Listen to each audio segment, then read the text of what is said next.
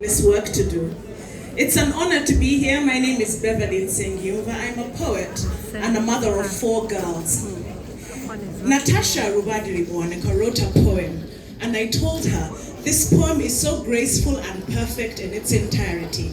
Please design it and give it to those wonderful women whom we're honoring. I will perform another one. Is that all right for you? May I perform another poem for them?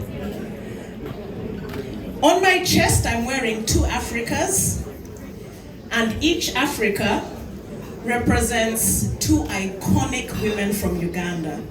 One of those is Mama Theresa Mbire. The other one is Mrs. Alice Karugaba, whom Dr. Nachi has mentioned. They're not here today, but I do know they're representatives. Please pass them our love, tell them we honor them, and it gives me great privilege to stand here and perform these poems, 2 Africas. The first for Mama Theresa Mbire. When you are teaching your children, or for some of you, your grandchildren, how to count, teach them to count in decades. 1, 2, 3, 4, 5, 6, 7, 8, 9.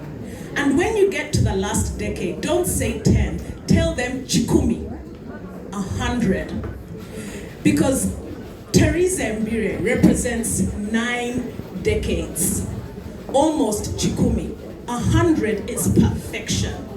Teach your children to count in decades. Remind them of the mountain that stands before them with a face that calls out at night, Mama Mbire. Teach your children to count in decades. Let them look at the galaxies and the stars. And as they come to the 10th galaxy, it's chikumi, 100, perfection. It's the face of Mama Theresa Mbire. She's walked this earth for 10 decades. And each of those decades were for our children and our grandchildren. We honor her, we adore her. It's because of her that we are here. Look up at the galaxies and the stars at night, and when you're dreaming, when the moon shines down at you, remember that there was someone who walked this earth before you for 9 decades. And when you teach your children to count, let them count in those decades, each decade representing Mama Theresa Mbire. And when you get to the 10th decade, tell them that's chikumi, 100, the number of perfection, because she is a perfect person. Perfection does not mean you don't make mistakes. Perfection means that you made mistakes so that other people didn't have to make them.